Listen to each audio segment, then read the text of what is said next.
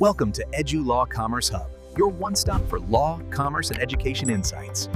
तो चलिए आज बात करते हैं कॉरपोरेट जगत की एक ऐसी लड़ाई की जहां एक अकेले इंसान ने एक बहुत बड़ी ताकत को चुनौती दे दी।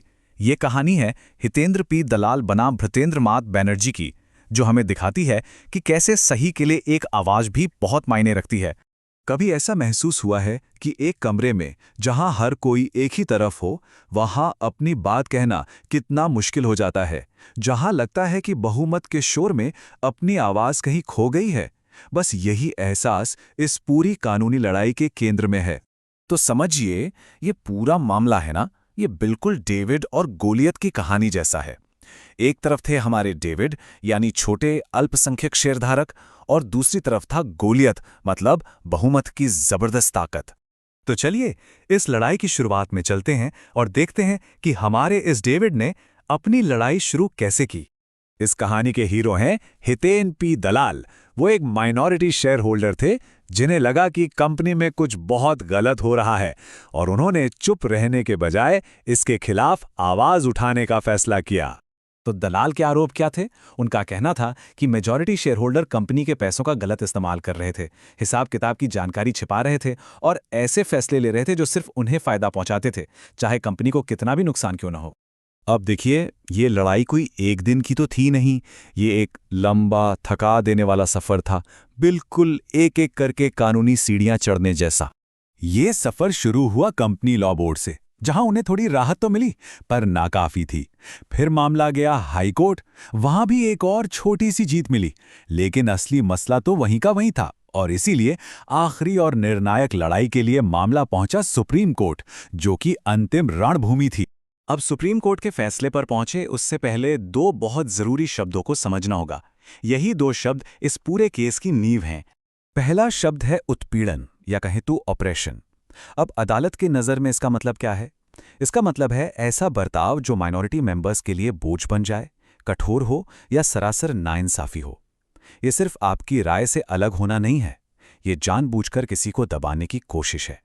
और दूसरा शब्द है कुप्रबंधन, यानी मिसमैनेजमेंट। इसका सीधा मतलब है कि मैनेजमेंट कंपनी को ऐसे तरीके से चला रहा है जो कंपनी या छोटे शेयर होल्डर्स के लिए नुकसानदायक है। देखिए, अगर कोई सीईओ एक नया प्रोडक्ट लाए और वो फेल हो जाए, तो ये एक बुरा बिजनेस डिसीजन है।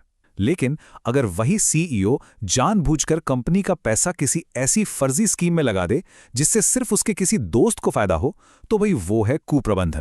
और हां, एक बात गांठ बांधने वाली है, सिर्फ इसलिए कि बहुमत के फैसले से कोई सहमत नहीं है, इसका मतलब ये नहीं कि उत्पीड़न हो रहा है। अदालत ने बहुत साफ कहा है कि इसे साबित करने के लिए आरोप बहुत गंभीर और पुख्ता होने चाहिए। और अब आता है इस कहानी का सबसे बड़ा मोड़, देश की सबसे बड़ी अदालत का वो ऐतिहासिक फैसला जिसने कॉर्पोरेट इंडिया का नक्शा ही बदल दिया। सुप्रीम कोर्ट ने एक बहुत ही दमदार बात कही। उन्होंने कहा कि अदालतों का काम है बहुमत की ताकत और अल्पसंख्यकों के हक के बीच एक बैलेंस बनाना। पावर का मतलब ये नहीं कि कोई अपनी मनमानी करे। और आखिरकार फैसला आया। और क्या फैसला था? कोर्ट ने हितेन पी दलाल के हक में फैसला सुनाया।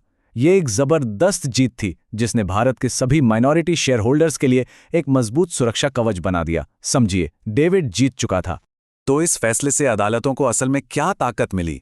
अब वो गलत काम करने वाले डायरेक्टर्स को पद से हटा सकती हैं, मतलब बीमारी को जड़ से खत्म कर सकती हैं। वो मिसमैनेजमेंट से हुए नुकसान का मुआवजा दिलवा सकती हैं, और ये भी पक्का कर सकती हैं कि कंपनी आगे से सही तरीके से और पारदर्शिता से चले। लेकिन हाँ, इसमें एक पेच भी है।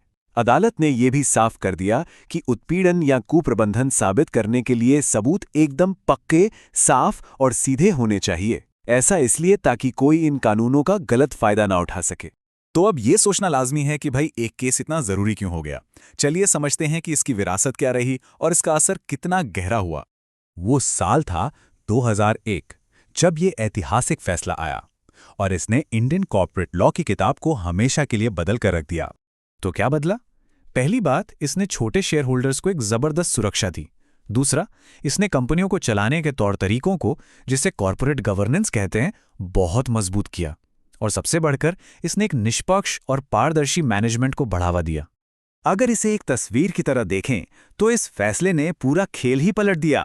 जहां पहले छोटे निवेशक खुद को कमजोर महसूस करते थे, इस फैसले के बाद उन्हें एक ऐसी ताकत मिली जिससे वो अपने हक के लिए लड़ सकते थे।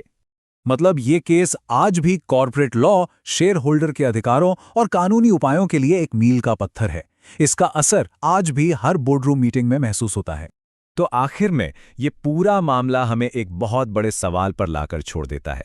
एक मजबूत लीडरशिप और ताकत के गलत इस्तेमाल के बीच की वो बारीक सी लाइन आखिर कहाँ है? ये एक ऐसा सवाल है जिस पर शायद हम सबको सोचना चाहिए।